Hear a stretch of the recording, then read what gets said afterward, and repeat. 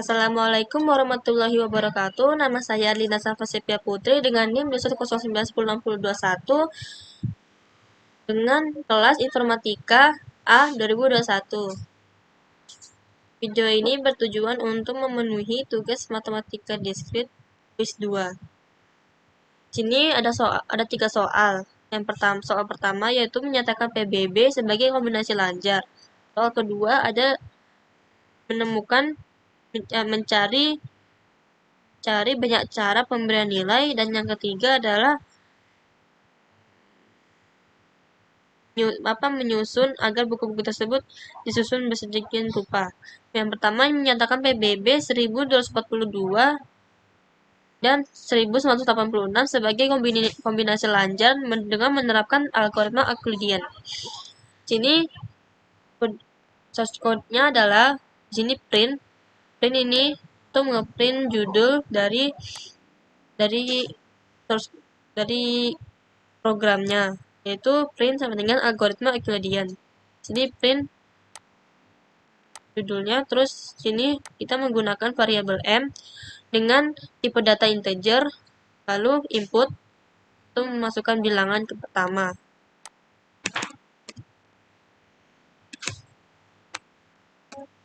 Lalu di sini yang kedua kita menggunakan variabel n dengan tipe data integer untuk menginput masukkan bilangan kedua.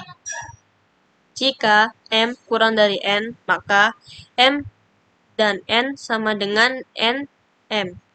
Lalu r sama dengan m koefisien n. Ketika r tidak sama dengan 0, maka mn sama dengan nr. Lalu n sama dengan m koefisien n. Lalu print PBB dari bilangan pertama dan kedua. Lalu masukkan n sama n di sini. Jika di run, maka hasil runnya adalah judul algoritma Euclidean, masukkan bilangan pertama sesuai dengan yang di soal, yaitu 1242. Lalu masukkan bilangan kedua 1986. Jadi PBB dari bilangan, maka program akan mengeksekusi programnya, source code-nya dengan dan hasilnya adalah PBB dari bilangan pertama dan kedua adalah 6.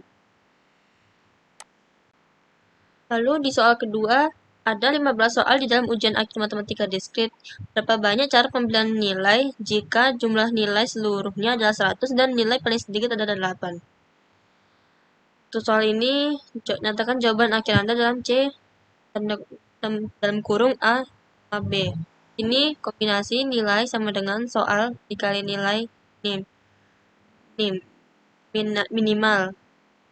Di sini ada soal variabel soal sama dengan 15 sesuai dengan soal yang ini dengan lalu variabel nilai maksimalnya sama dengan 100 dan nilai minnya adalah 8.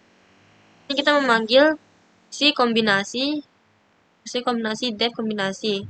Nilai sama dengan soal dikali nilai minimal.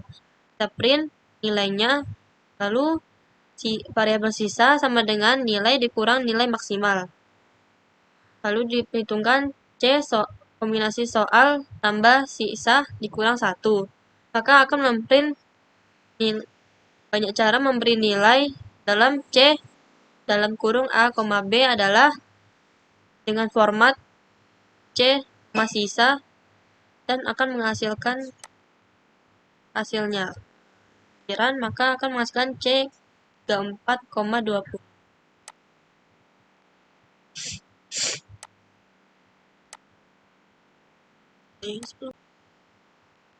Lalu di soal nomor 3 ada 6 buku basis data, 3 buku metode numerik, dan 4 buku algoritma pemrograman, dan 5 buku jaringan. Tentukan banyak cara agar buku-buku tersebut dapat disusun dalam satu baris sedemikian sehingga untuk masing-masing soal A, semua buku yang terpilih sama letaknya bersebelahan, dan B, urutan buku dalam susunan bebas.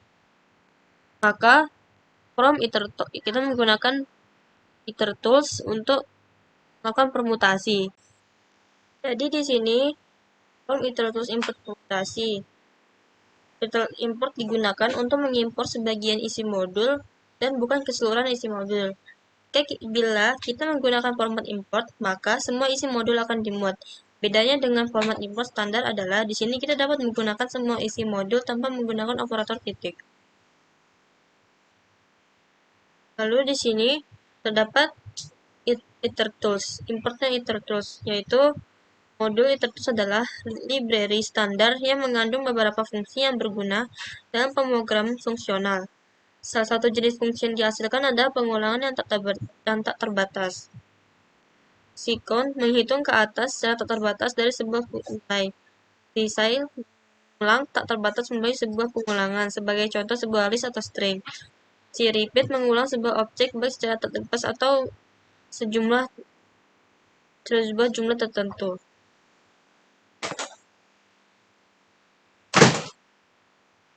Ada juga beberapa fungsi kombinatorik dalam itertools seperti produk dan permutation. Fungsi tersebut digunakan ketika kita ingin menyelesaikan sebuah tugas dengan semua kemungkinan kombinasi pada beberapa item.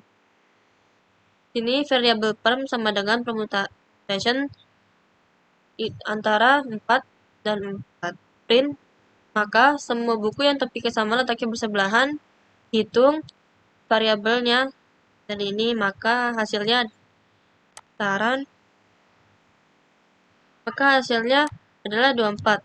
Karena itu kalau bersebelahan, anggap aja 3 ini 6 ini jadi satu prom. Jadi 4 kali 4, maka hasilnya jadi 24. Terus yang kedua untuk yang B, diurutkan, kita menggunakan itertools lagi, permutasi basis data, ada range 6,6, lalu ada metnum permutasi range 3,3, terus from itertools import permutasi alpro sama dengan permutasi range 4,4, from itertools import permutasi jaringan sama dengan permutasi range 5,5. Kita print dan menghitung banyaknya basis data, menghitung banyaknya len metnum.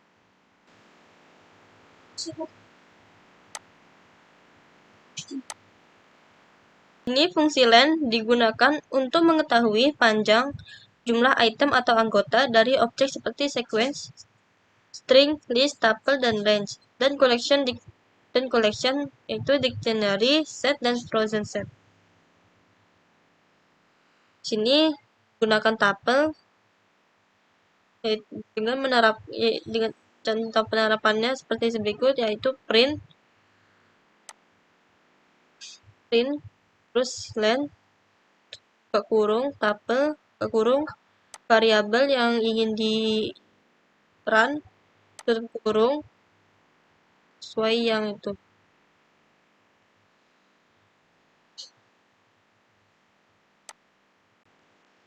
Jadi di sini kenapa kita menggunakan fungsi len? Itu karena jika kita tidak menggunakan fungsi len, maka hasil dari jalannya program adalah yaitu tidak membentuk beberapa banyaknya, namun membentuk banyaknya semua yang membentuk banyaknya data. Contohnya jika kita hapus fungsi len-nya, maka jika di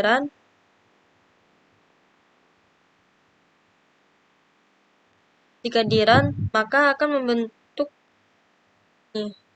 i-nya 0,12 y kayak yang tadi 6 kali 6. Nih. Jadi len digunakan untuk itu. Sedangkan tuple adalah urutan objek Python yang tidak berubah. Tuple adalah urutan seperti daftar. Perbedaan utama antara tuple dan daftar adalah tuple tidak dapat diubah, tidak seperti list Python. Ya, makanya jika kalau misalnya tuple dihilangin,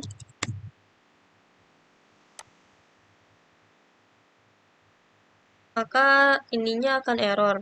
Programnya akan error karena ada yang mengurutkan objek. Python-nya.